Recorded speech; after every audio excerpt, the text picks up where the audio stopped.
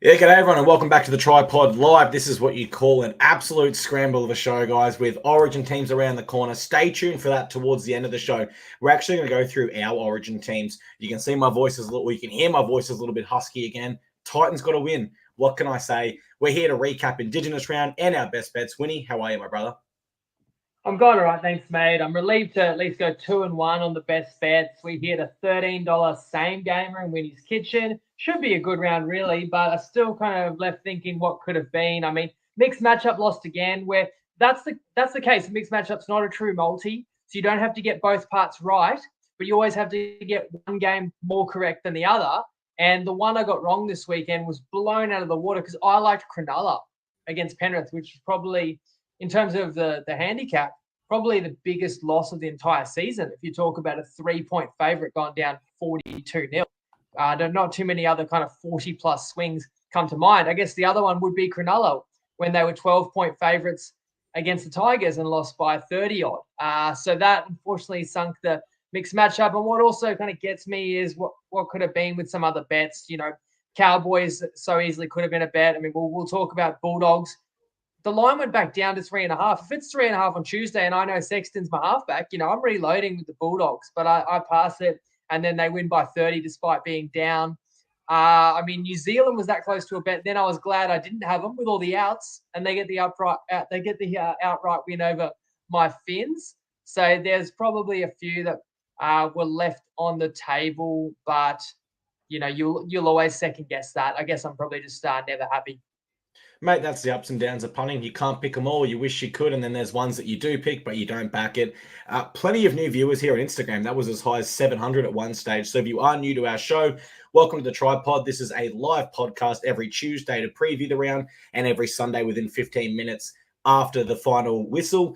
What we do is we go through game by game, preview, review, hand out best bets. Winnie, the man above me, has a 9-year winning record on the NRL. That means if you follow his tips, you would have won money for 9 years in a row.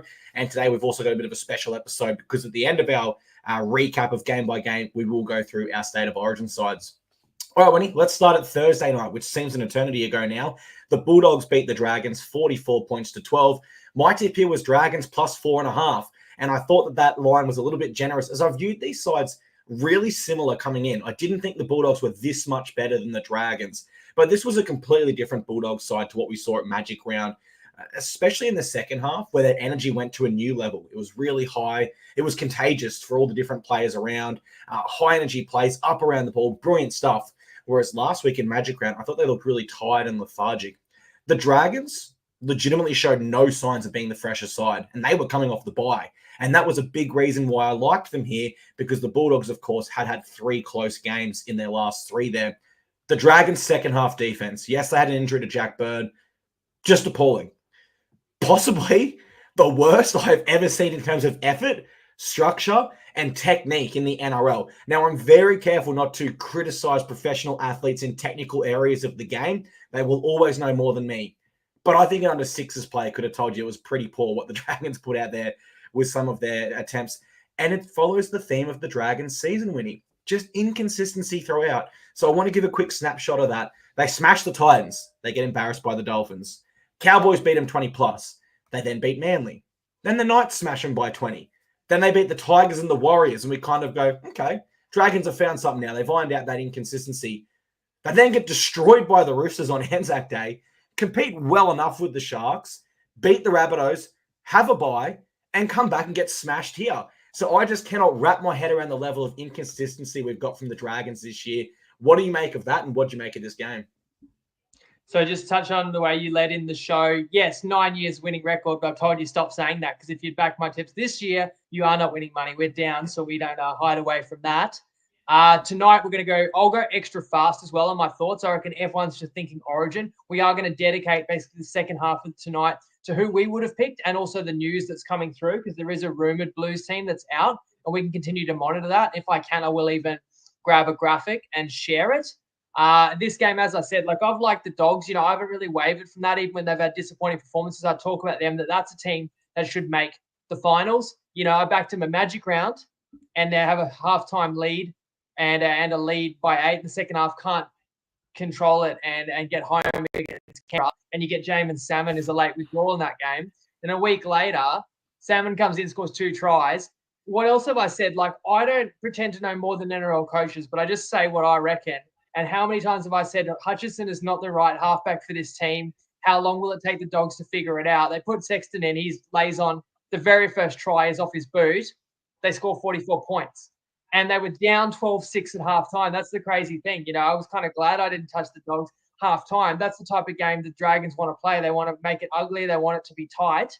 But once the Dogs got in front this time, just everything clicked and the Dragons basically gave up, which is really disappointing. And that's another thing I haven't really wavered on this year. Even when the Dragons have had their surprise results and their results that have looked impressive, I've never considered this St. George team, you know, top 8 side, where others kind of had speculated that Flanagan had turned them into, you know, a really competitive team. That's still a little way off. And Origin implications, Burton was excellent again.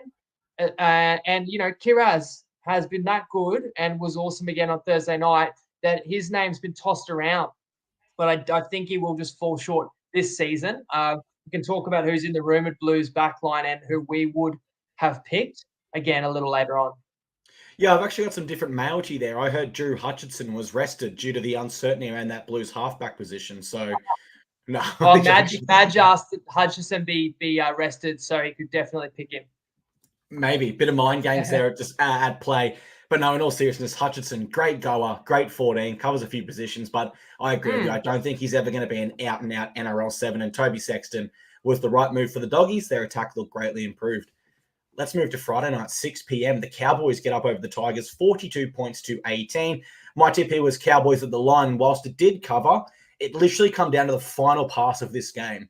And I just thought it was unbelievable how, yet again, the Cowboys can start a game of football so well and then somehow just crap the bed and let their opposition straight back into it. They are not learning their lesson as far as that is concerned this year. We spoke about the Tigers. We thought they're probably not going to have enough points in them to beat the Cowboys here. They'd only scored over 17 points one time this season. Make that 2 now. They got up to 28, and they were still beaten by 14 points. So I think that stat in itself sums up how poor the defense is by both of these sides. No one rises in my book. No one gets lowered. We pretty much got what we expected, besides maybe a bit of an improvement there from the Tigers' attack. But I can't say too much more about this game when we got exactly what we thought we would. How did you see it? So I kind of wished I was on the Cowboys, and then it's 20-0 early. And I'm going, man, you know, this is just an easy one. Like, yes, you want to break down, you know, the matchups. And yes, I generally feel the Tigers are a bit underrated and the Tigers should have gone closer in Magic Round when I was on them, plus 12.5. But that was just a terrible spot. The Cowboys with a spring in their step off the Magic Round win, coming home, clearly going to take care of business. Origin players want to make their case. And I thought, yeah, huge scores on the cards, as it was last time the Tigers travelled up to Townsville. It's 20-0. But then doesn't the game just swing? Next thing you know it, the Tigers are fighting back in this one. And, I mean, we find ourselves in the second half, a one-try game, and the Tigers are on the attack. Like, the win wasn't even assured for the Cowboys. And all I can say about the second half is the win was in question a little bit when the Tigers did cut it to within a try, but you could probably say most of the game you felt North Queensland, something crazy would have to happen for them to blow it. But if you were on the line in this game, like, what a roller coaster. I think it was 12.5 when we did the pod Tuesday, and it had been 11.5 earlier in the day. I reckon if I could have got 11.5, I'd have been on Cowboys. 12.5, it had probably gone too far for me. Then it ends up being 14.5 on game day, right? So 11.5 through to 14.5 during the week. That's important because if you played the line at the best possible time, you won no matter who you picked, right? That's what we love to see. That's the advantage the punters have because the final score's 14. But when it's a one-try game and the Tigers have fought all the way back into it, you definitely felt more confident with the plus points. And it looked like it was going to be a really tight finish. Then the Cowboys get out to a lead of 16, and it looks like the Cowboys are ultimately going to cover. And it's not until a try with 2 minutes to go by the Tigers that cuts the lead back down to 10. And now the Tigers are covering any line, no matter what it was all week. And the Cowboys get the ball the final minute of the game, make a line break, get onto the Tigers line. And as you say, the final pass of the game out to the winger to cover the line. If you got it, before Friday, you covered the line. And obviously, if you played margin 13 plus, which is very common, and people might have had that in their same game. But if you did play the line on the day, you needed Valentine Holmes' kick, which actually went wide. So that would have been a horrendous beat for Tigers backers. But there probably were some Tigers backers that took the points earlier in the week too and lost on that last second try. So even though I'm annoyed because like I would have been on North Queensland, I almost feel like if I was on them, we wouldn't have got that try right at the end, the way this season's been. And sometimes I would also just finish the game by saying there isn't always a correct side in every game. I try to look back at these in the recap and say, like, in hindsight, like the team to bet on would have been Team A for these reasons, just so we can try and pick up on that and improve our punting moving forward. But sometimes there are games that are just going to, be pendulum, swing back and forth. It could have gone either way. You're hoping to win, half of those. I don't think we have won half of those this year. But it was probably less stressful to just not have a best bet on the line, I suppose, as this game just rocked back and forth towards the end. Yeah, a few pendulum swings. And as you said, we could have had the Cowboys for a best bet. But I think when you're waiting for literally the last pass of the game to win your best bet, there would have been a lot of luck involved there. So that's okay there. Plenty of comments rolling through here on Instagram, Facebook, and YouTube. We are a live show. For those that are on Instagram, we will not be able to bring yours up on screen, but you can move to Facebook and YouTube if you wish to have your comments brought up.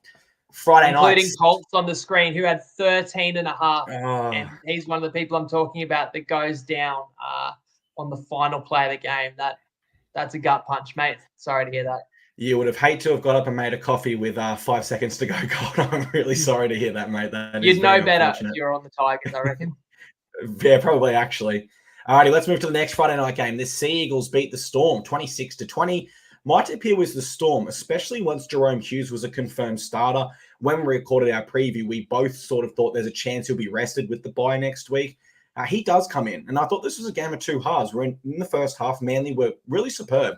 They were clinical, and that led to the Storm really pushing it to try to get back into the game and forcing uncharacteristic errors, trying to compete with a Manly side that was playing really great footy.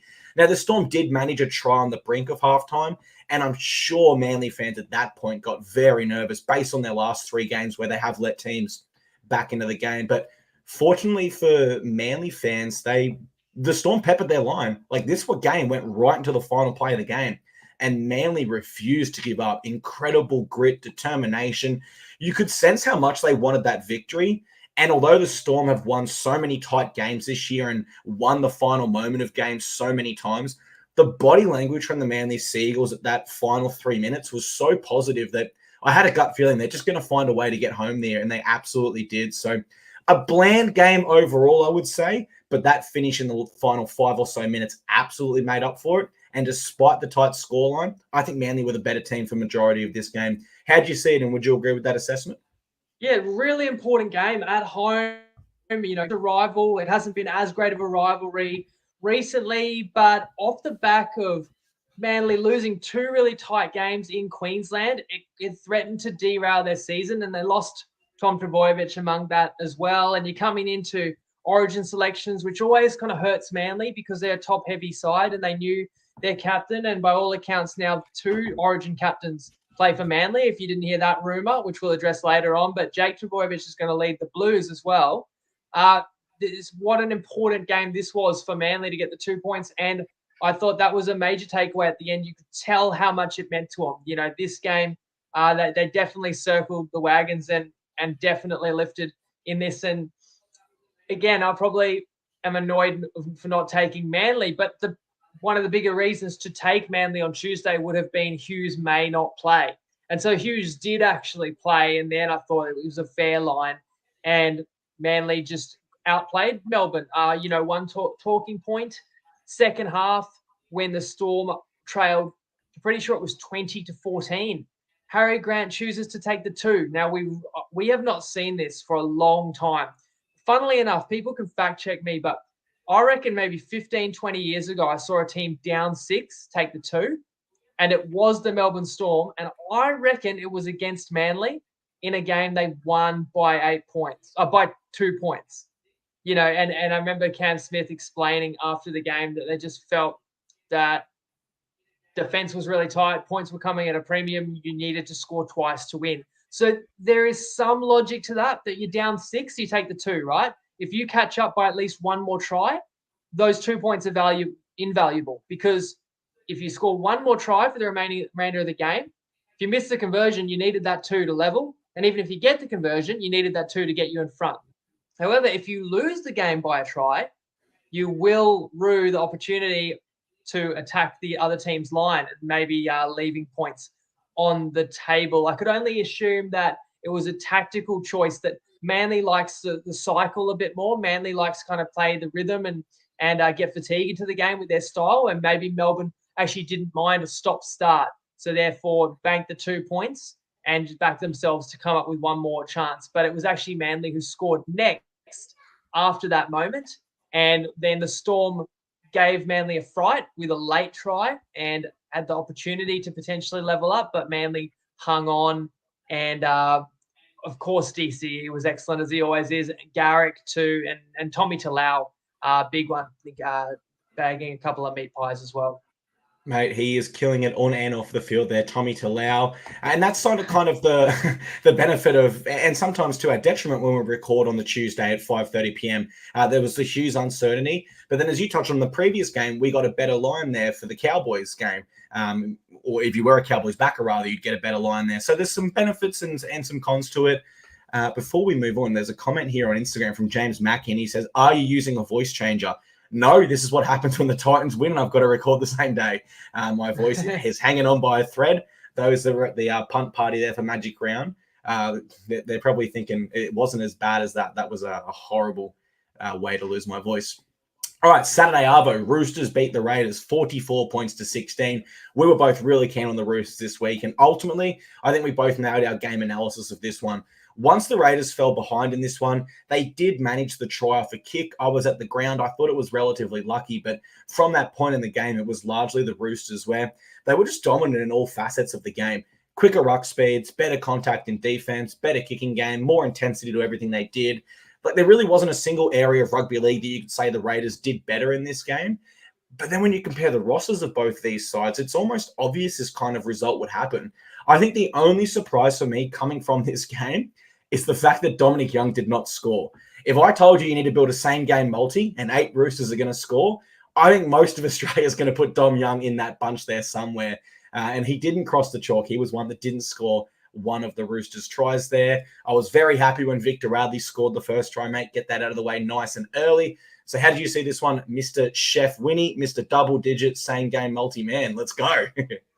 Let me bring in a comment. Damien, I found that intriguing comment. In round 8, I said, how are you taking the Tigers line against Broncos? I mentioned this to you in the chat. You ripped me a new one. You've gone 2-13 since Karma.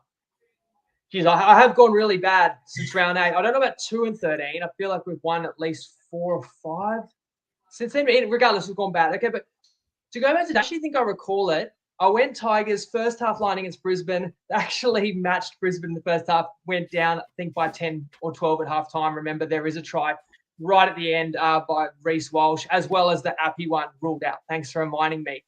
My point was only that Damien gave it to me after the game, and I said, if it was that obvious, wouldn't you just, back Brisbane, if it was a certainty? And my other point was Brisbane's not a certainty every week. And you kind of look at, they lost to the Titans today.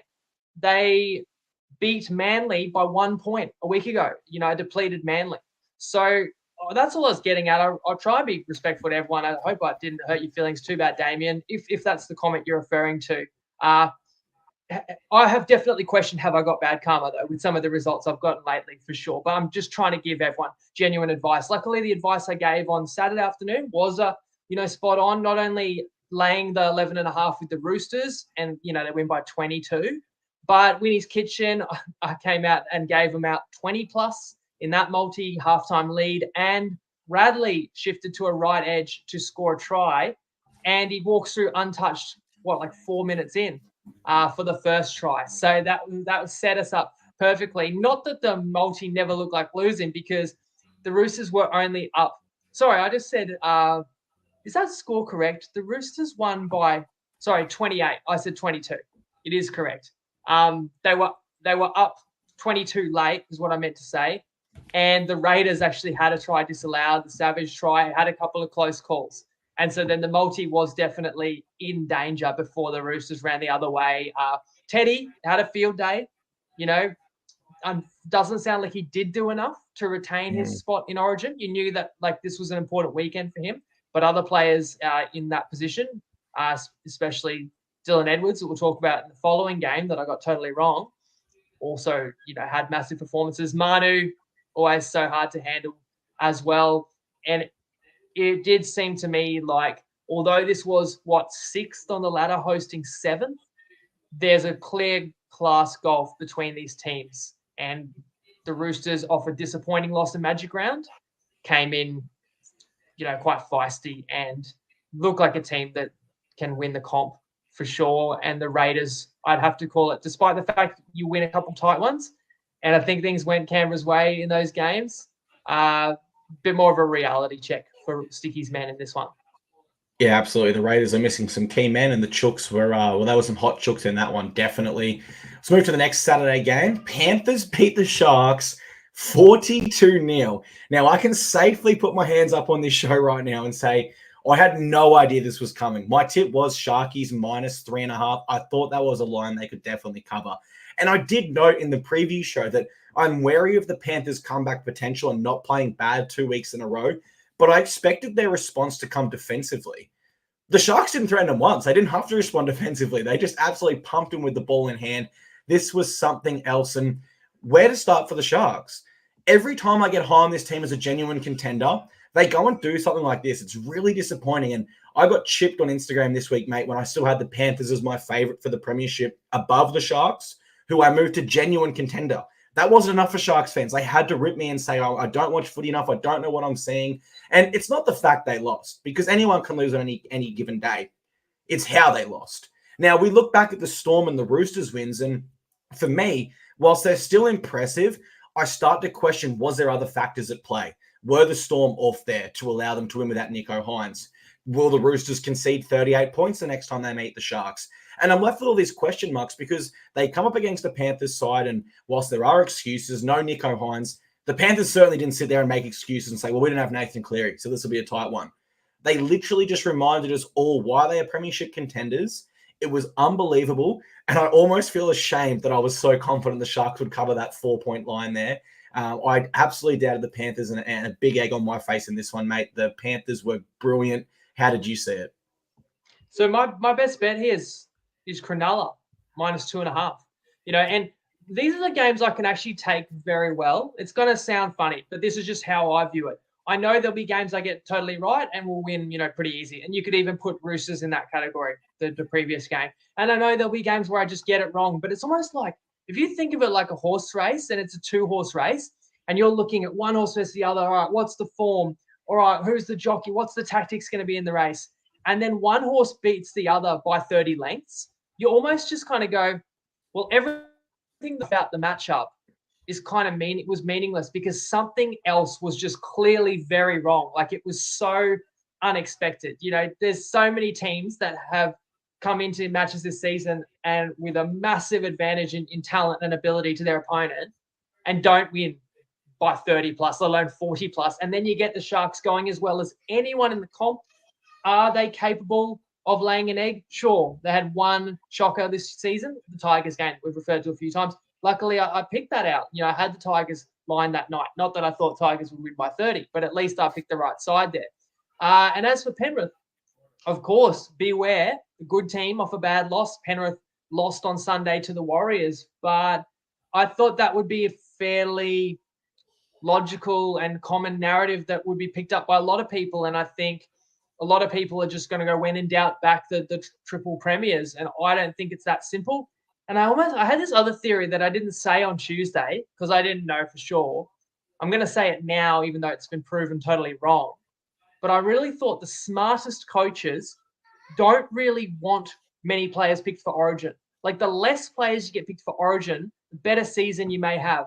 Because for one, you take the miles off them, you take the kind of intensity and drain out of them. You also have them playing maybe even with an extra edge if they get snubbed.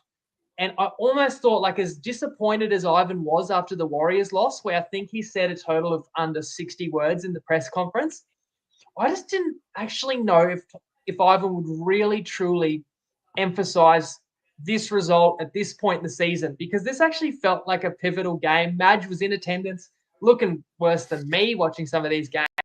He didn't look too thrilled. I could almost see Ivan just not making the be-all, end-all the win here, because he didn't necessarily want some of his guys who would be fringe Origin to have to go through it all again. He probably almost prefer it if a few were left on the outside looking in. But how wrong I was, because Penrith served up one of their most impressive performances in the last 4 years. And that's clearly saying something. But when you're considering you're away from home, you're an underdog, you're playing top of the ladder, you don't have Nathan Cleary. And Penrith gets up, 6-0, 12-0. I'm kind of like, all right, Sharks have got a bit of work to do. But we just saw Cronulla scored 38 points last week against the solid Roosters side. And then it starts to get to 18. And you're like, hang on. This isn't just a deficit that they're going to have to climb. They can't stop Penrith. And Penrith are just absolutely relentless. And it's, Edwards, I think, has grabbed the Blues number one. That's certainly rumoured. And in fact, the fact that they basically said Jake Trbojevic is captaining the Blues would all but confirm that. So Madge got a front row seat to that. But Luai as well, taking on the 7 jersey and playing both sides of the ruck, because they've got Cole there, obviously Nathan out. Nico Hines has an HIA 30, 35 minutes in. So I would not make any excuses for Cronulla, but they did lose Nico for the final 45, but more the Origin implications. He's obviously dealt with this calf issue, scratched in Melbourne, doubtful, but played against Roosters, played well. Goes off for the HIA, and they reckon just the cooling down of the HIA on top of maybe half time, the calf tightened up and they didn't want to bring him back on. But I think by the time he was eligible to come back on, the score was 22, if not 28-0. So there could be a little bit of wave to white flag, and even do a favour to Nico, who's worked so hard to get himself in the Origin frame, had to be the favourite for the 7 coming into this weekend. Give him every opportunity to represent the Blues. And I think I'll spoil ahead that you and I still would pick him at 7 with the asterisk that if he's good to go. But it definitely adds to the calculations for Madge, because if you've got to nurse a guy through prep and you've got a new squad coming together, it affects your build-up, your lead-up, right? It affects your combinations. And you take a guy into a game that's the highest intensity of the season with those question marks, and then it could go at any moment. So do you just pick the guy that's been there before, Jarome Luai, who's still a hell of a player, much maligned and gets criticism? And in retrospect, maybe Luai was not always the best choice for the Blues. Maybe he has had more his fair share of opportunities, but he may still be the best option right now. Remember, you and I speculated doomsday scenarios, and I said, look, this won't be the case, but what if Moses' foot's still hurt? What if Hines' calf's still gone? Who do they turn to? And we said that Luai out of position would actually be the best choice, unless you want to pick Chad Townsend or Isaiah Katoa for the Finns. So it's actually come to that. Now I'm hearing Luai could actually be in line for the 6 for the Blues ahead of Burton, is what the rumoured team was suggesting as well. So whether that's on the back of last night, again, Madge in the house and Penrith utterly dominant with Luai pulling the strings, or whether Madge had that in mind already, we may not know. Be very interested to hear how much stock he put into that win, because it was only just one game. But what can you say about Cronulla? Did they just expect it was going to happen for them in this one? How do you take your opponent lightly when this team, I don't know if you noticed what happened in the grand final the last 3 years. That's the head scratcher. Penrith responding like a champion caught me by surprise, just how great the Panthers were. But I can certainly understand that. But even if Cronulla had been at their best, Cronulla wouldn't have won. But how Cronulla was so far off the boil, that's the most concerning part for the Sharkies. Yeah, and we came into this one looking for answers and clarity around the Blues State of Origin side, and there's still plenty of question marks there, especially around the spine positions. And then the other factor is question marks for the Sharks now. Whilst they did win against the Roosters last round, they did concede 30, and they conceded 42 points here. Now, for a team that was on a 7-game win streak and sat in first position coming into this, that's certainly conceding far too many points. So question marks for the Sharks. Meanwhile, the Panthers give us exactly what we've come to expect from a fantastic club there. Alrighty, Saturday night, the Rabbitohs beat the Eels 42 points to 26. Great attacking game of footy here, but we probably can't say the same defensively. A fun watch nonetheless. These are two sides that I don't think many people have playing finals anymore. But when they do throw the footy around and attack like they did, it does still make for an entertaining watch. My tip here was Bunnies head-to-head and a Johnston anytime try. Not huge odds or anything to brag about there, but winning tips are winning tips. Really, I think this game delivered everything I thought it would, but I do stand firm in my belief. I have no idea how the Eels were as favourites here. Even when Cody Walker was still in that lineup, the Eels were minus 2.5-point favourites. I think the bookies absolutely got that one wrong. A lot to like here as a Rabbitohs fan, but not enough to suddenly be back on them with any firm belief. Meanwhile, for the Eels, I think everyone would agree it is season over with Trent Barrett there as head coach, but certainly they do get Mitchell Moses and Clint Gutherson back next week, so that will be of benefit for them and potentially building towards the future there. Did you have any key takeaways from this one? So my best bet was on Souths as well. Also thought Souths would win on Tuesday, but this is one of my best bets of the year, probably.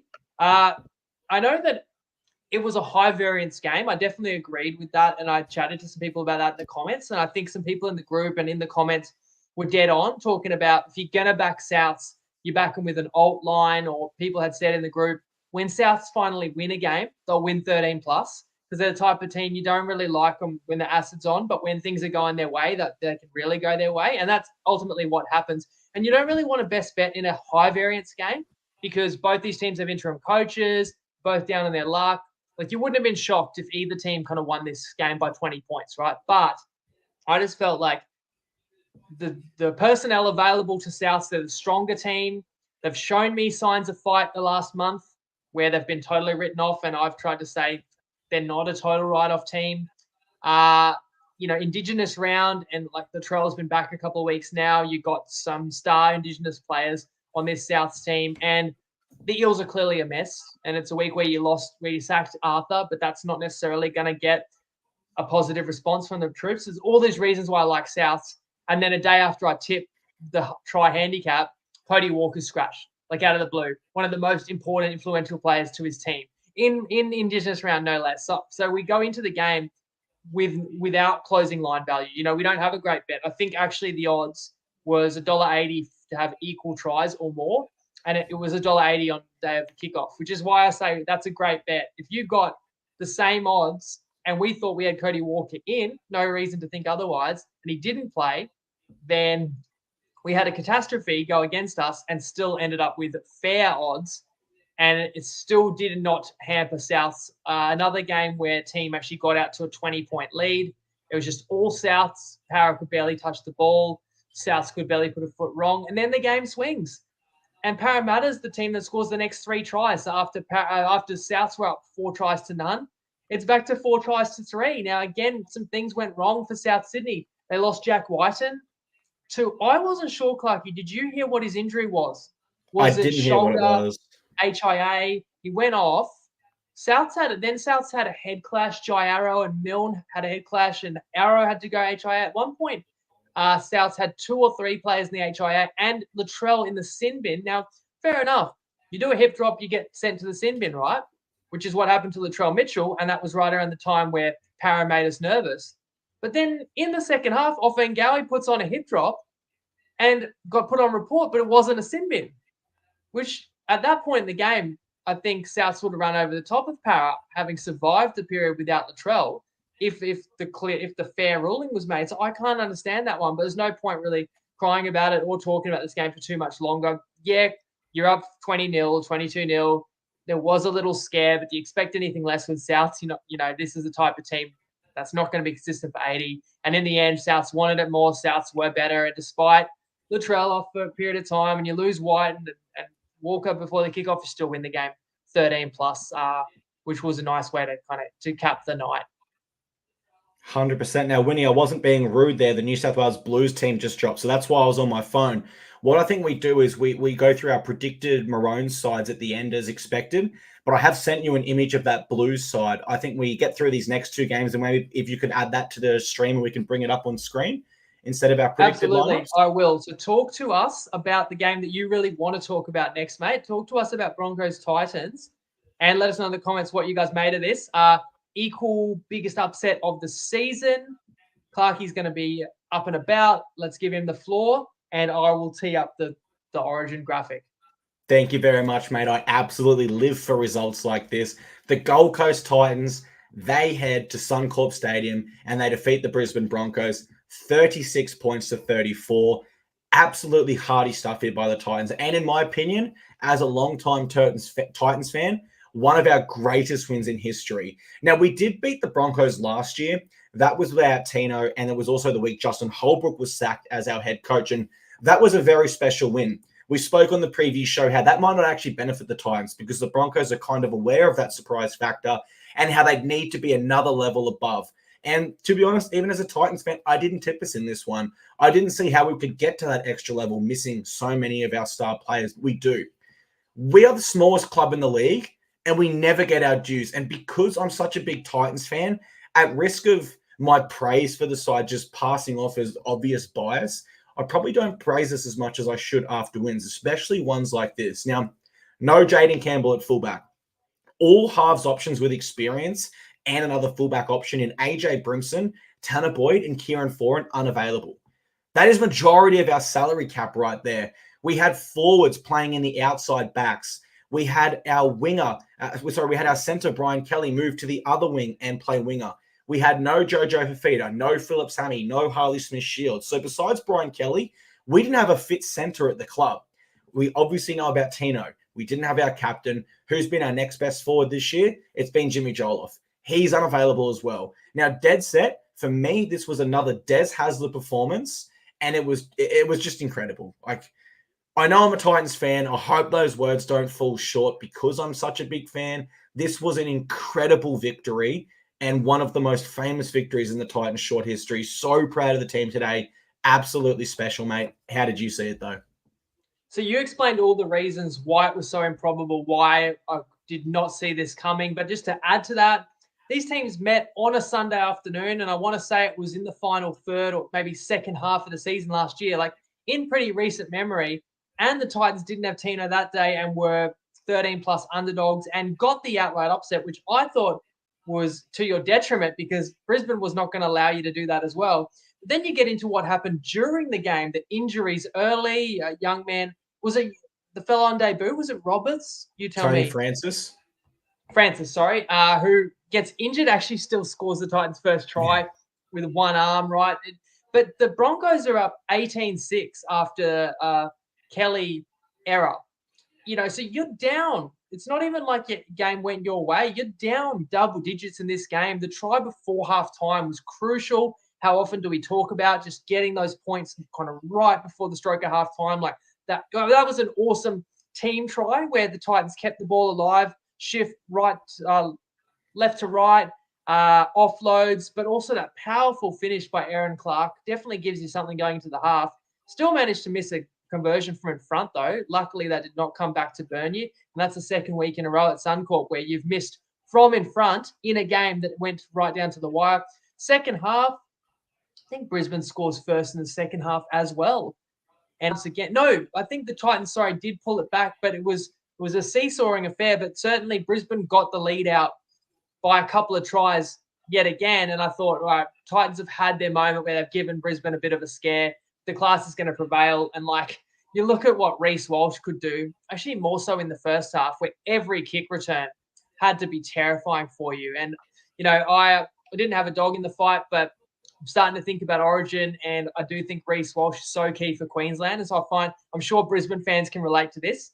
When I watch Reece Walsh now, I feel like I'm watching my son play, and just hoping he doesn't get hurt every play because he plays such a physical brand and throws himself everywhere and got up a bit ginger a couple of times. But the Titans, so much fight. I think someone's stirring me up saying they're only 4 wins outside the 4, right? But I could just about name the 4 games they should have won. They're up 14 against the Knights. They get absolutely robbed down in Canberra. They give Manly 2 gift tries either side of halftime, lose to Manly by 4, and they get a bad call against Melbourne. And the glue games where they're actually favourites as well. So, not that you expect all the tight ones to go your way, but maybe, just maybe, people won't think I'm such a madman with a couple of these wins by the Titans when you consider how much, like $2 or $3 million is on the sideline out of this team as well. That was not stacked with talent originally. So Titans all the fight back, but how did Brisbane lose? Because they took the opponent lightly, and the defensive desperation that got them the win, holding Manly to 12 points last week. And honestly, Brisbane's been as impressive as anyone in the comp with their resilience on their try line most games this year. That was absent today. I just thought Titans were able to turn the game without anything too elaborate. Who tore you apart? Who tore Brisbane apart today? Like a halves combination of Randall and Weaver. In fact, that Keanu Kinney, I think he's mentioned in the comment on screen, was unbelievable and awesome backup to have, an exciting kid. And, also we'll mention Fermor, who I believe would have done enough to get a Maroons jersey. And maybe, I don't know if you've got him in your team, Clarkey, but he's got to be in mine now after today. Thought he was unreal. Though there's rumours that Fafita might not be in there. Fafita wasn't too bad today. But you can be very proud of your boys, and Brisbane fans will be extremely disappointed because they're expected to win, because the talent was there to do so, despite the fact that Staggs is out, on top of course, Reynolds and stuff. Payne Haas played today, more than enough to win with for Brisbane, and I just think the team that was hungrier, got the 2 points, because it was actually 7 tries to 6 in the end, which included a late Brisbane try and a conversion to tie the game, and that was the only kick that Cogger missed all game long. So well deserved, mate. And that leads us into some Origin chat, although my Finns actually played over in New Zealand after that one. Yeah, one more game to get through before we get to our Origin chat. And for what it's worth, from what I've seen from the Titans these past 4 or 5 weeks, I'm going to tip us for finals again next year. I know everyone said I was crazy when I did it this year. They thought you were crazy as well, but I'm seeing some real positive signs. And as you touched on, for next year.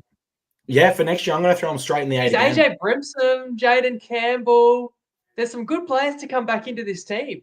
Like, yeah, the eight's very tight. I would not write off 2024. Like, it's probably one of those things where you're going to look back and you're going to rue those tight ones. Yep. And you're going to rue like 15-6 agains down in Canberra to bring it up again. But you can't ride the season off the way that this team's playing. And that's 2 months straight. As Jerry points out, this Titans team's covered the line every single week, I reckon, for 7 straight, if not 8.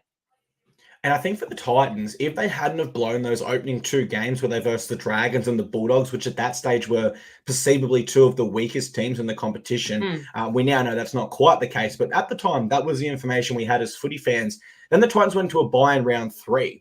If they hadn't have started that season so poor and then got pumped by the Dolphins on the next game outside of the bye, we wouldn't have got these lines that we've been getting the last, 6 weeks now they've covered in a row. That's very true. Absolutely. That there was like kind of a confirmation bias that nobody expected anything good coming from the Titans. And then when they were actually horrendous in the first 3 games, that they were completely written off. But now that I think about it, I cannot think of a line you haven't covered since round 4. And you covered the Cowboys line, which was round 5. So, Let us know if there was one. It's absolutely one at the most, but I think you've covered it every single line. So the team that everyone despised a month in is the most profitable team in sport. And that's, I could say I regret not being on the Titans in more of those cases. And I regret a few things about this season, but at least I haven't, gotten out in front of them too many times, because it is not the train wreck that they may have been perceived to be.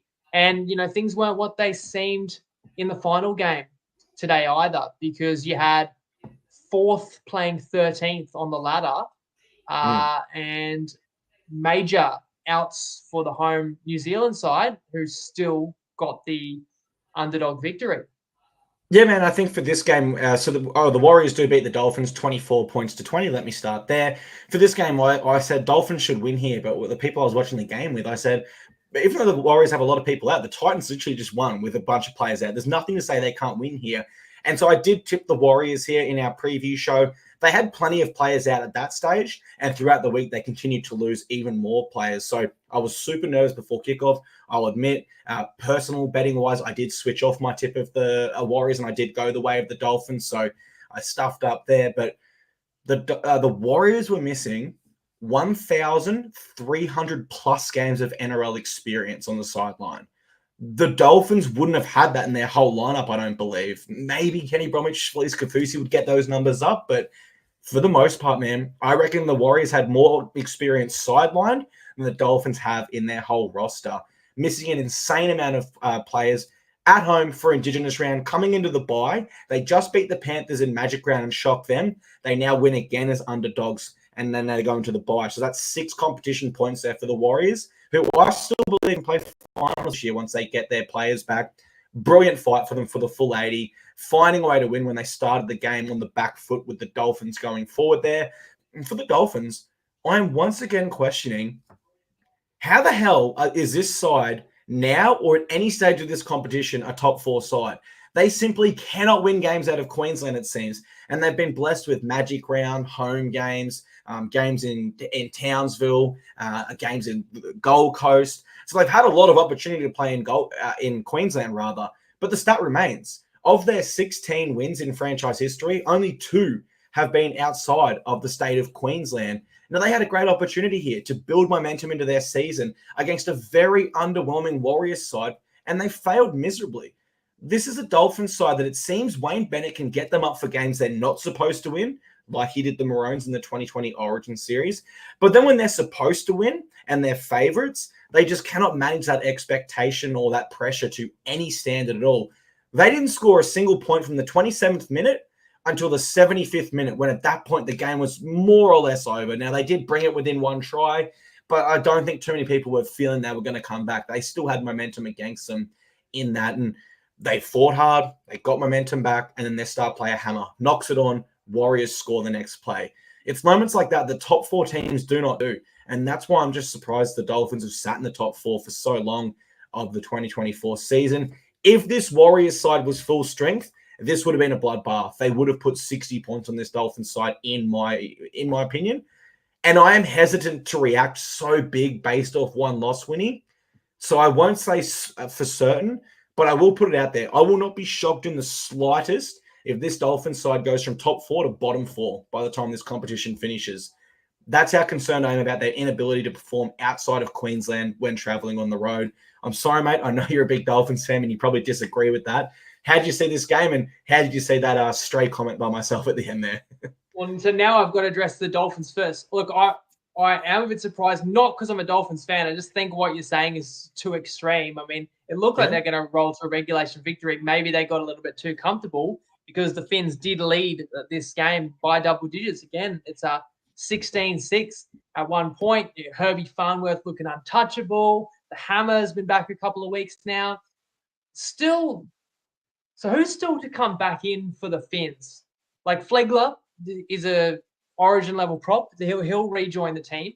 Look, I thought you were going to say you won't be surprised if the Finns miss the 8, which I think is a reasonable comment, because I've said all along, I see the Finns, acknowledging all the recent form as more like fringe finals, not fringe top 4, just where they happen to sit on the ladder.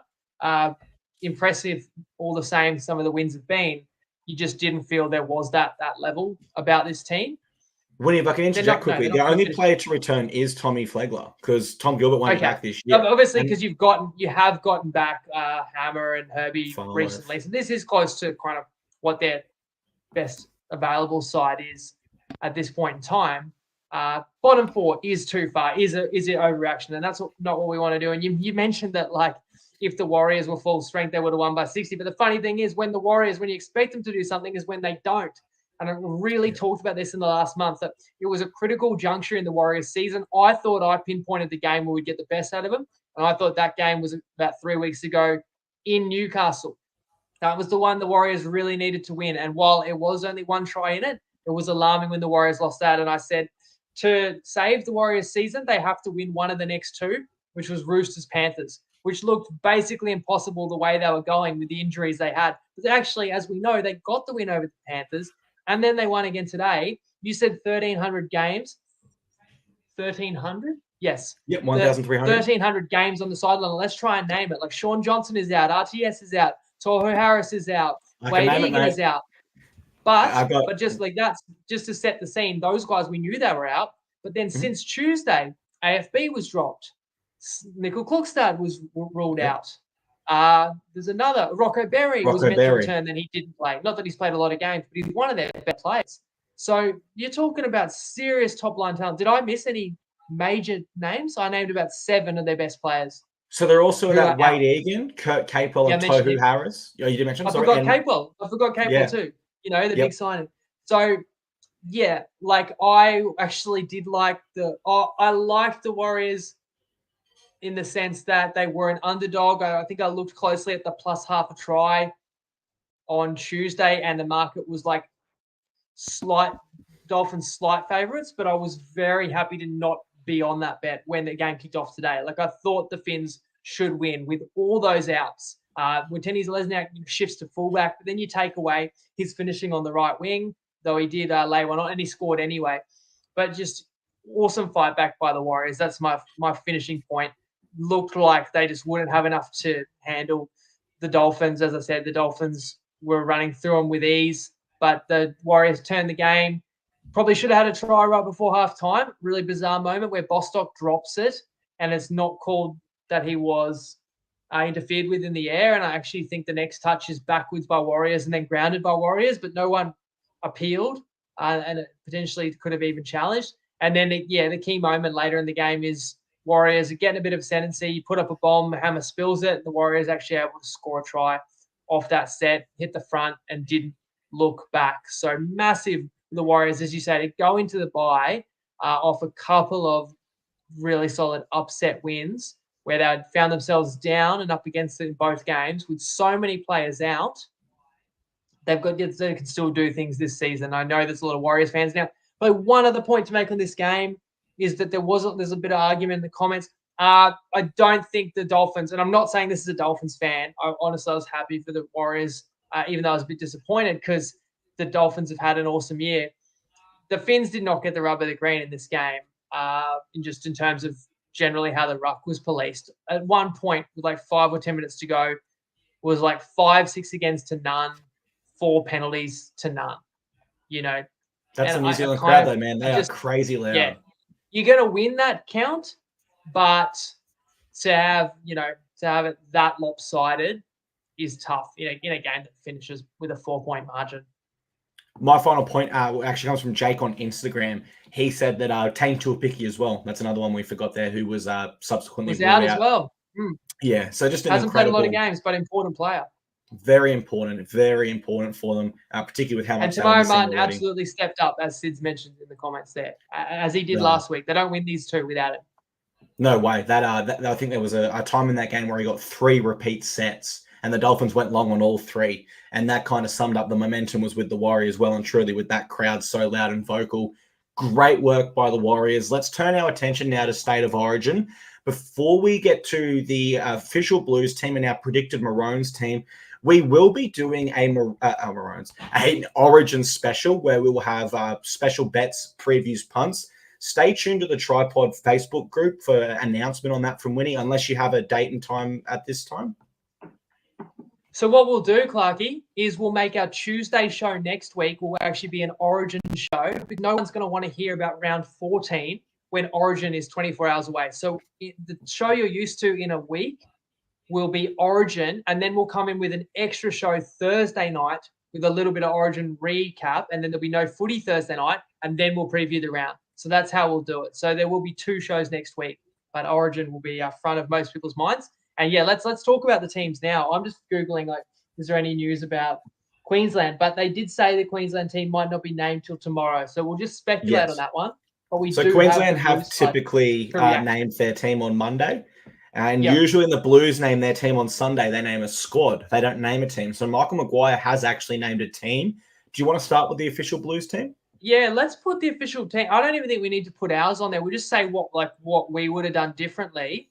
Yeah. And let us know in the comments too, what's your biggest surprise? I'll let you go first, Clarky. You can your instant live reaction to this team.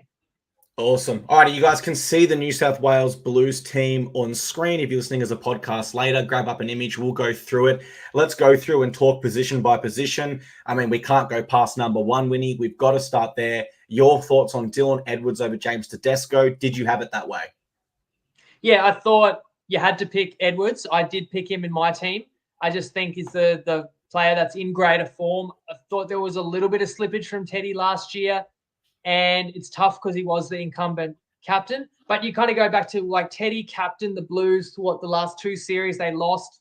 I'd even throw the Kangaroos in there. He captained the Kangaroos, not mistaken, and they got beat by the greatest ever margin they have in history to New Zealand. Like at some point, you've got to pick the better option if he's available. Plus, you do feel like it's a changing of the guard. It's a new coach. Madge comes in, he wants to pick players, of course, to win the series this year, but a little bit to set up his reign, which, if successful, he wants to be multiple seasons. Any other thoughts about Edwards in over Tedesco? Let us know in the comments too. Would you have gone that direction?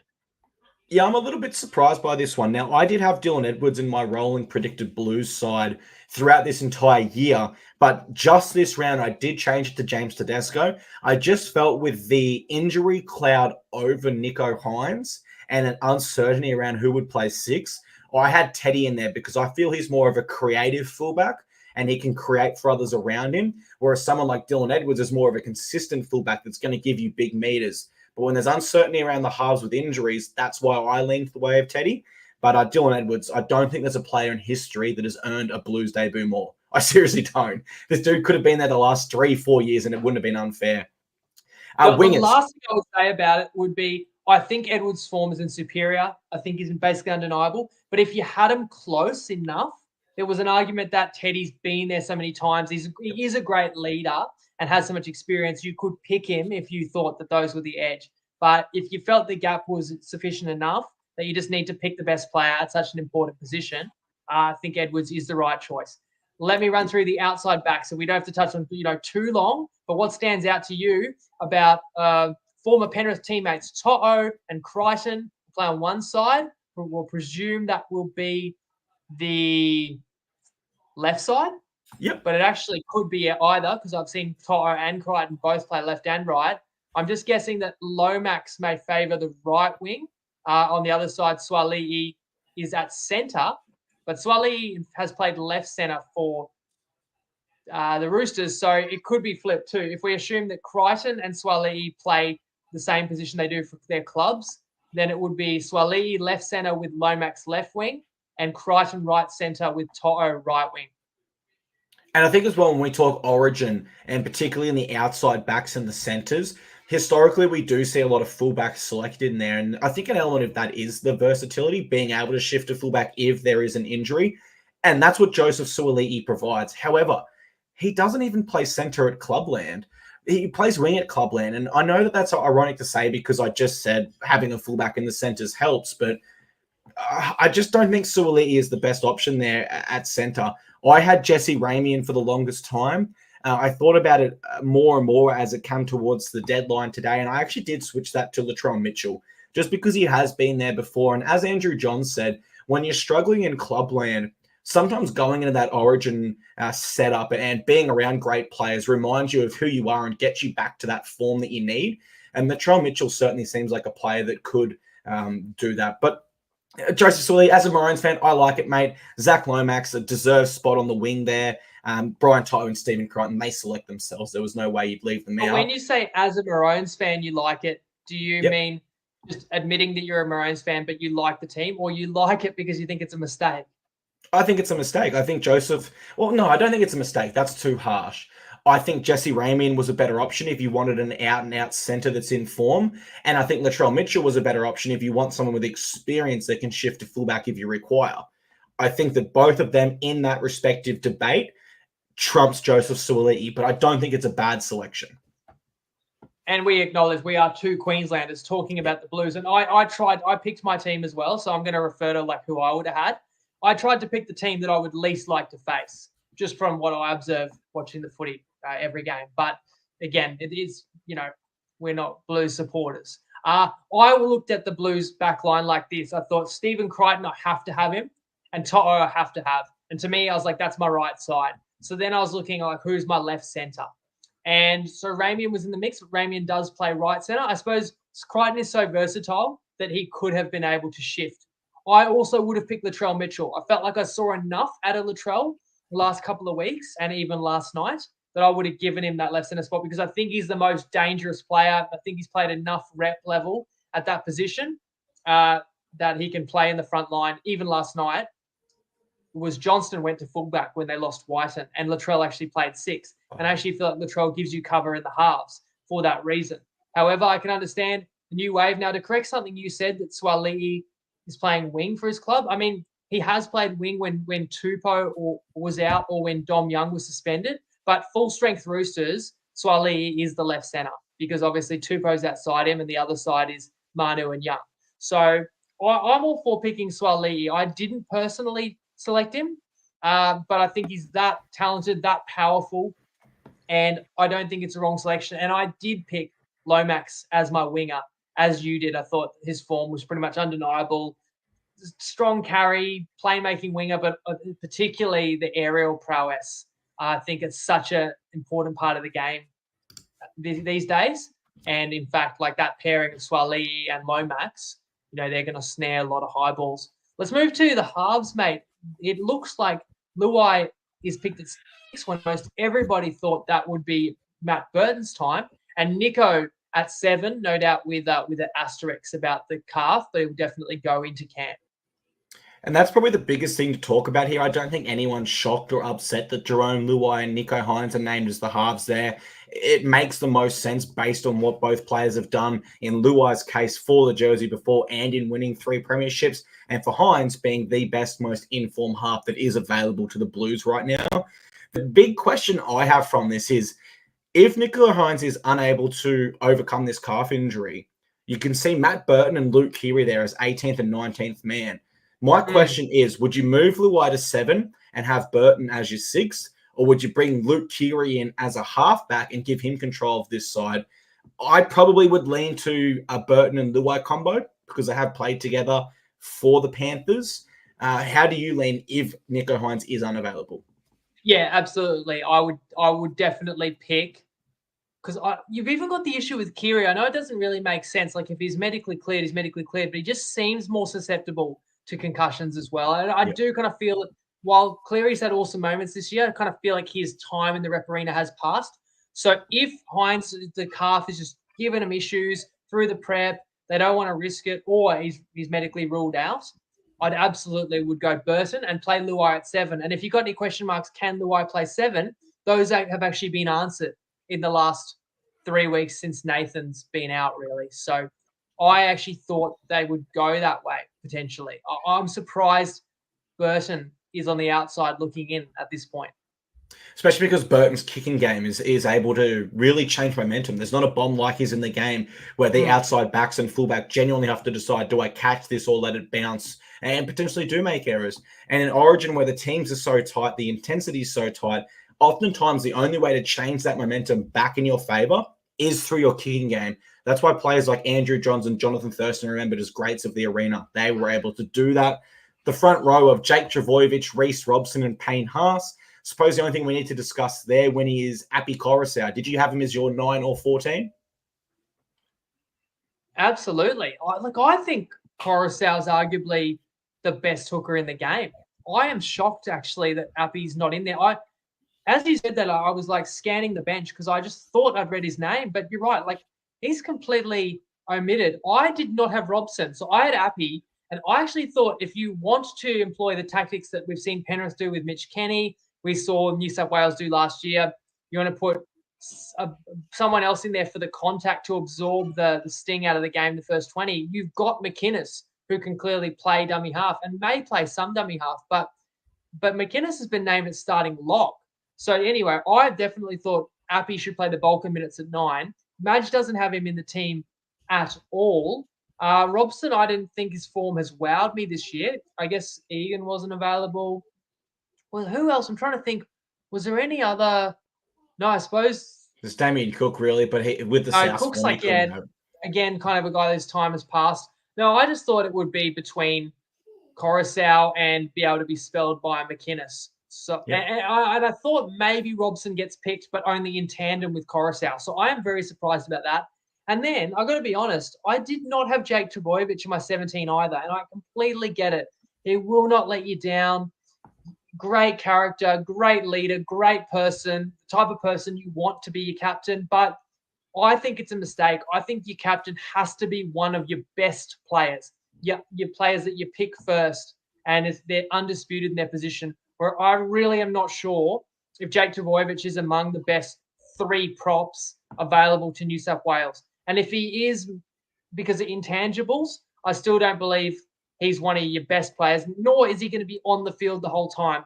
You know what? I actually would have considered Coruscant as a captain, but the other obvious choice would have been Isaiah Yeo to me. However, I can see Yeo is on the bench. They're going to start with McInnes if we're to believe this. So I suppose if Madge looked at it from that's the 13 he wants to go to war with, and obviously he felt his captain has to be one of the 13 out there. And, you know, the likes of Nathan Cleary's not available. Cam Murray could have also been another great state captain. That you're starting to get slim pickings. Like, who else are you going to give the captaincy to? I suppose Stephen Crichton is a club captain. Nico Hines is a club captain. But his position in the team's a bit more tenuous. Like, you make Nico the captain and he has a bad game, you want to swap him out for game 2. So I guess Madge felt he had to pick someone he was sure will get for the series. But as a Queenslander, I kind of feel like, look, Trbojevic doesn't even captain his own club. A Queenslander does that. So you can't go wrong with Jake Trbojevic. And I guess based on who Madge picked, it's just not who I would have picked. Let us know if you are a Blues fan watching along. Are you happy with that? The hooker and front row rotation. If we could just maybe add to the conversation, the only other prop in the team is Lenu off the bench. And there is another middle on the bench, Isaiah Yeo, who I dare say, you know, could be on the field at the same time as McInnes too. And one of them could essentially play like a loose forward. Yeah, I'll start with the selection of Jake Trbojevic. As a Maroons fan, he's actually one that I penciled in, like realistically, one of the first ones. I had him in this squad and I had him starting. Just from what he brings to this Origin side over a number of years and his experience there, that workhorse mentality that someone like a Cameron McInnes has that we're now seeing debut, I think that's really important to Origin.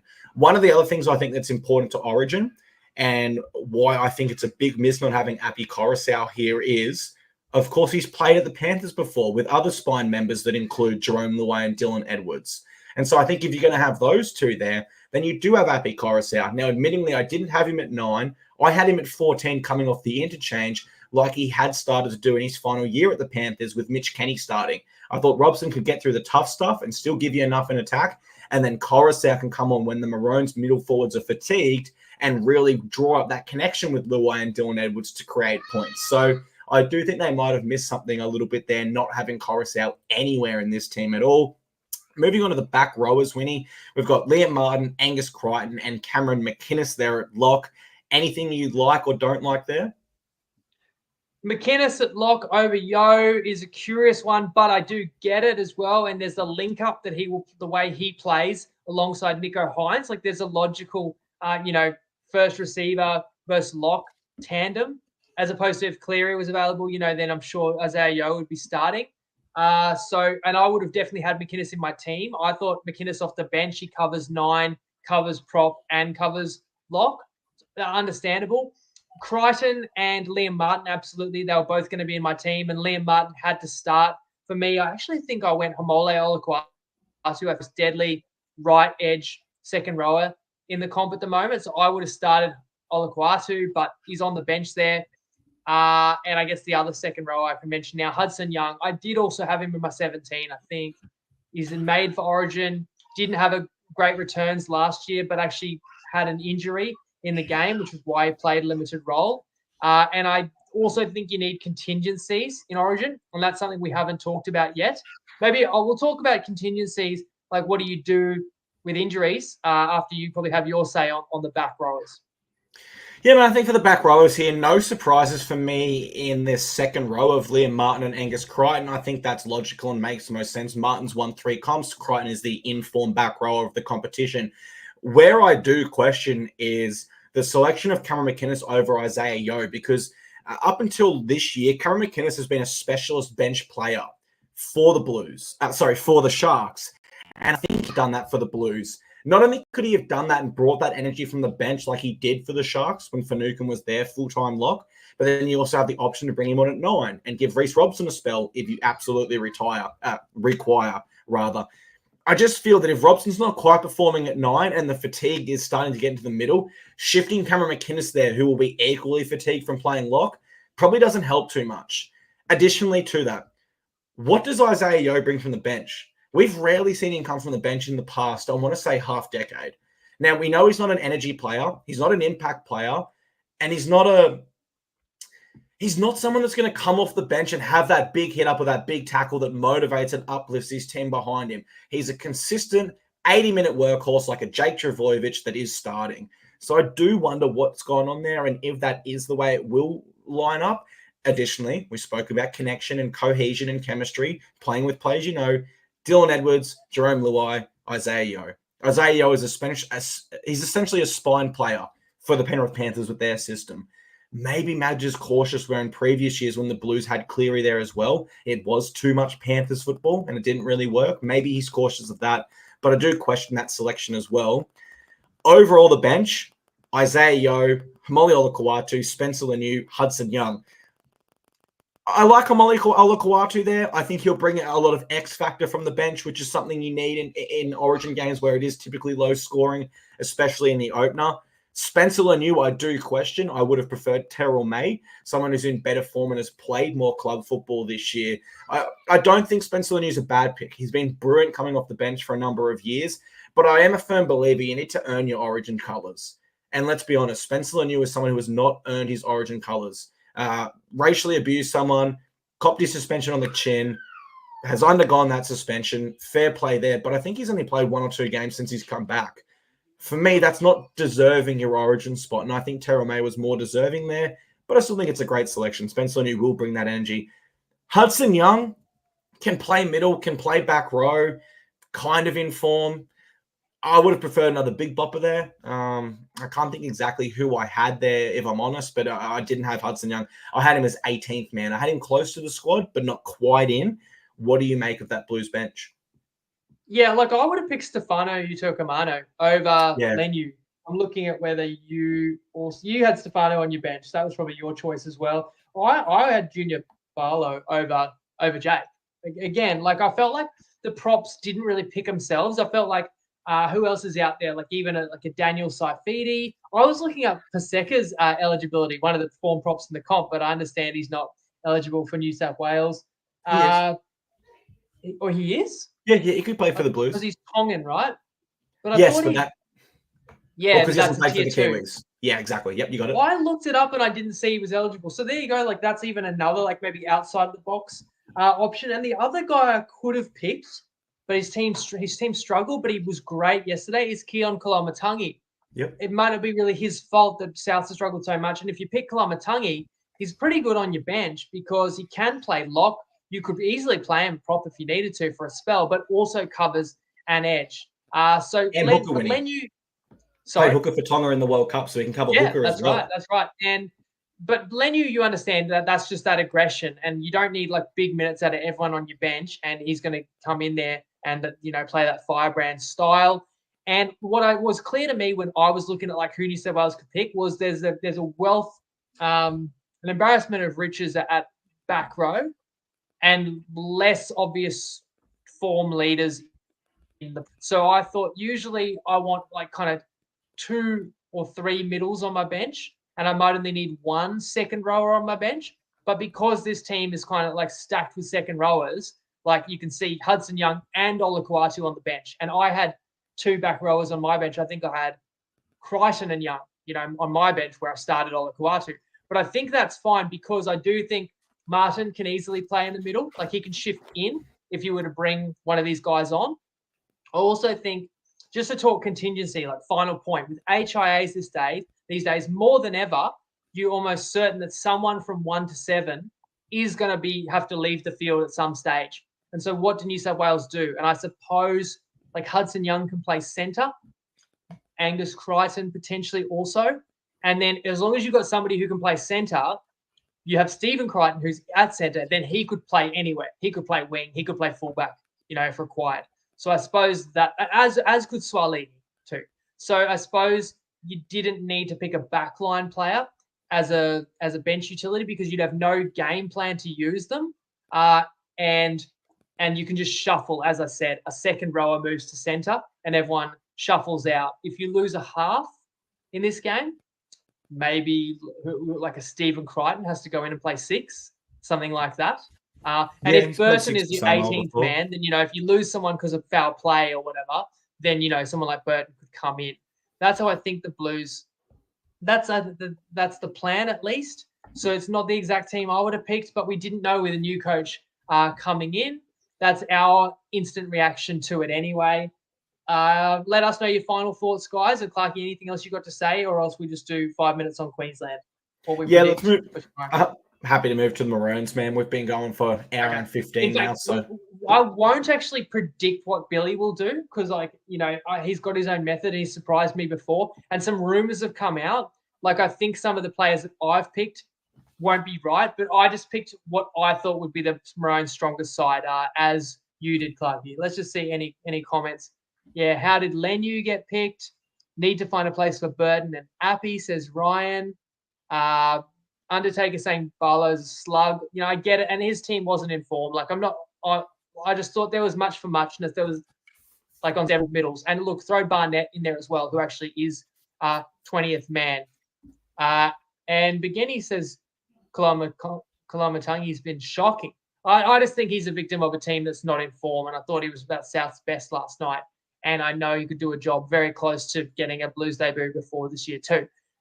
Let's put up your Maroons team, Clarky.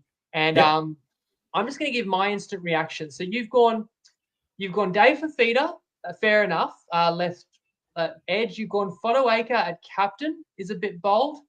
Bo Fermor makes it. Oh wait, if people who are listening to this, that's actually the Titans 1-13 from today. Mate, you got me. I was about to say you brought up the right. I think you got the wrong image. What I will do, I have a graphic now that has my team and Clarky's team. The person who made the graphic didn't put which one of our team it is, but on the left is Clarky's Queensland, and on the right is Winnie's Queensland. This is not the team that has been named. This is not the team that has been rumored. Okay, so Billy Slater will name his side tomorrow. This was our teams of what we thought would be the strongest side Queensland could pick. So let us have it. Where have we gone wrong? Clarky, we've got the same back five: Walsh, Coates, Holmes, Hammer, and Cobbo. So the first, and I don't think anyone would really argue, though we have left out Taulagi. Yep. And perhaps Billy will pick Taulagi because there's rumours about Cobbo on the bench.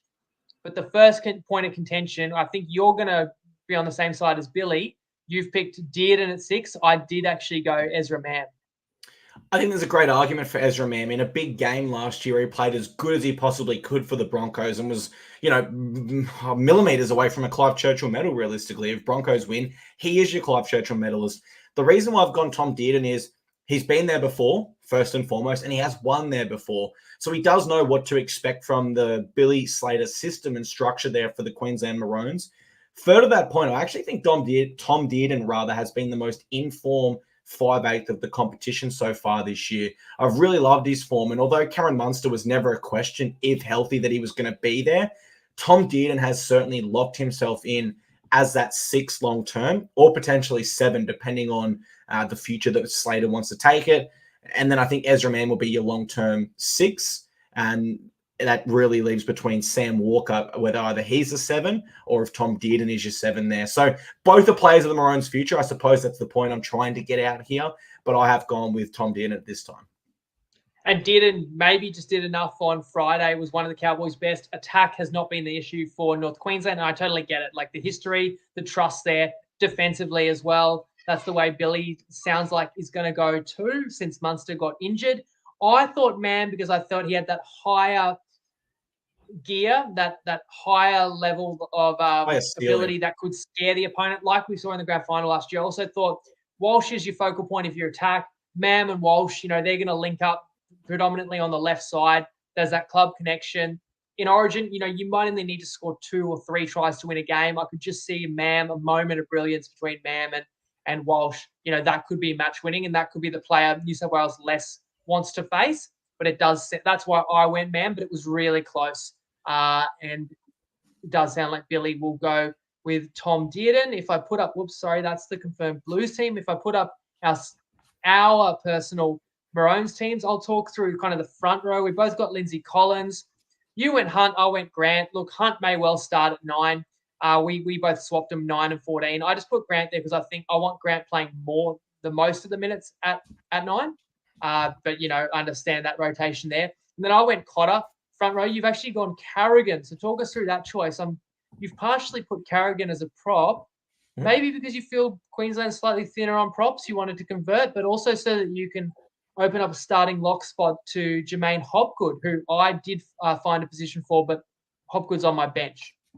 I think for me, look, if Tino's there, if Tom Gilbert's there, if Tommy Flegler's available, then I do not start Patrick Carrigan at prop. The fact that he has a 10 on his back for me instead of a 13 doesn't change an absolute thing. What I really wanted was I didn't want Jermaine Hopgood coming off the bench and Ruben Cotter starting at lock there, or Ruben Cotter prop and Carrigan at lock.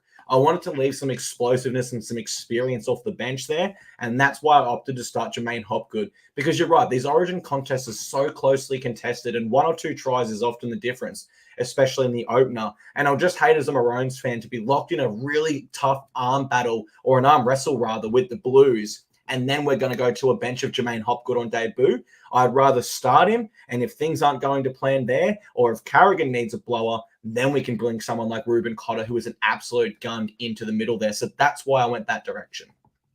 So we're more so just talking about, minutes and rotation and how they're deployed. But I do think Carrigan's just been the best lock in the competition this year. Like, been unbelievable. And I get your point, the way he plays, it's not really that different to the front row. He can definitely handle that workload as well. And obviously, most importantly for Queensland, they want Carrigan in the middle for a long time.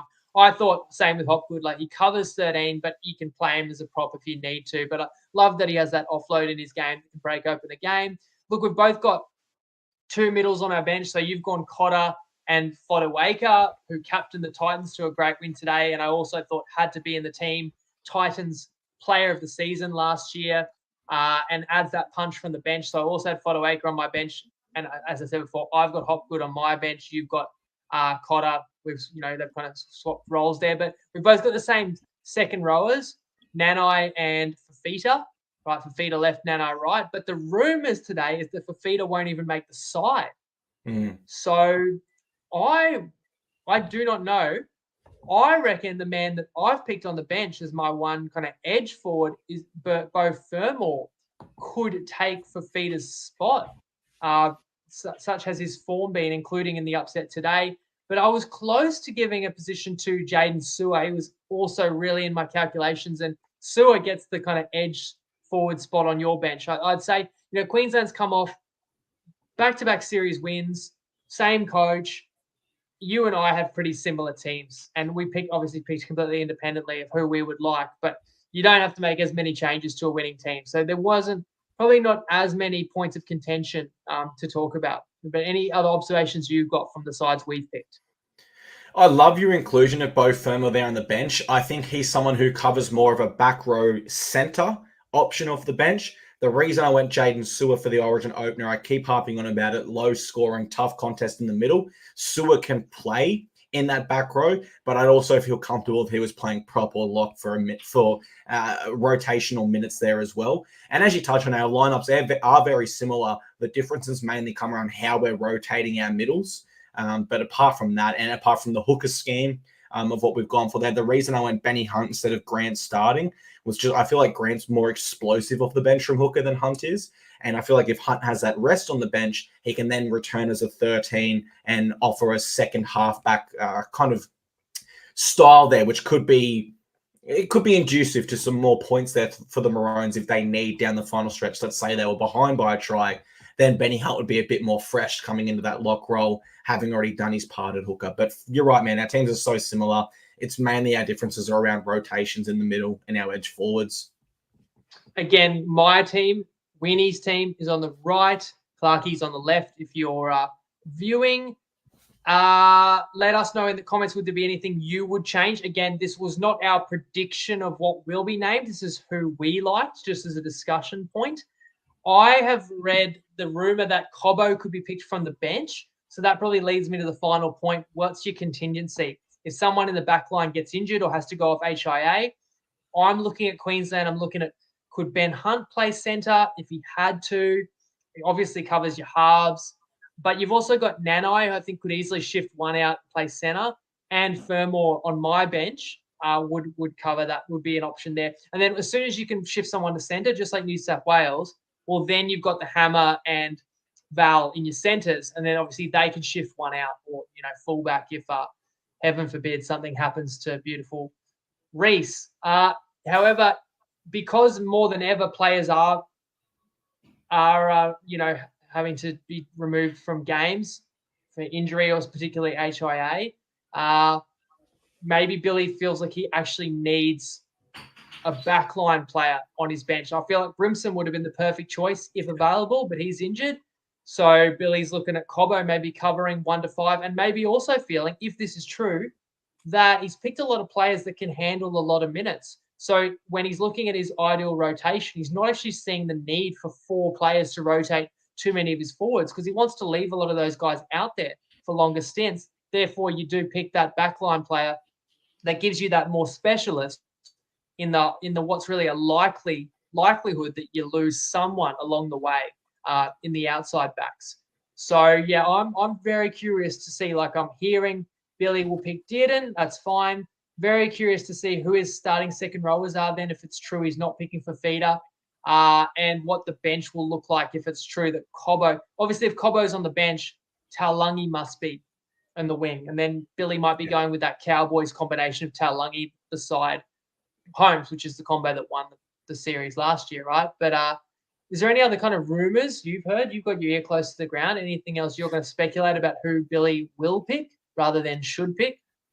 No, there was a few stuff from Peter Bedell in the Career Mail today, but nothing too firm. Probably the only one that I haven't posted on my page was that Ruben Cotter was going to play edge, and that kind of fit in tandem with the news that Dave Fafita was expected. Is that a rumor? Yes, and Cotter has. I think he was forced to when Queensland lost someone early in a game, and then he was just about so well. They'll put him there for the rest of the series. Right, so we know Cotter's certainly capable, and I have also heard the rumor that Hopgood's going to get a debut. And we both agree with that. We both got him in our team. Any other kind of comments coming through? Can you send narcotics to my house? All right, on that note, it might be time to wrap it up, mate. Massive pod. We've gone longer than a game of footy here, but you can tell how much Origin gets the blood pumping, mate. We spent about 30 or 40 minutes just covering team speculation, and that's what it's all about, mate. Origin fever. 100%, mate. We are the only sport in the world where a state competition is more important than national competition. But State of Origin is a beast like none other. Thank you very much to everyone that has been here with us for this long edition tonight of the TryPod, recapping what was a fantastic Indigenous round. We'll be back next Tuesday at 5:30 p.m. to preview round 13 and hear this man's best bets. Take care of yourselves, behave, get 8 hours of sleep, drink plenty of water, and do all that good stuff. Winnie, over to you to farewell the show.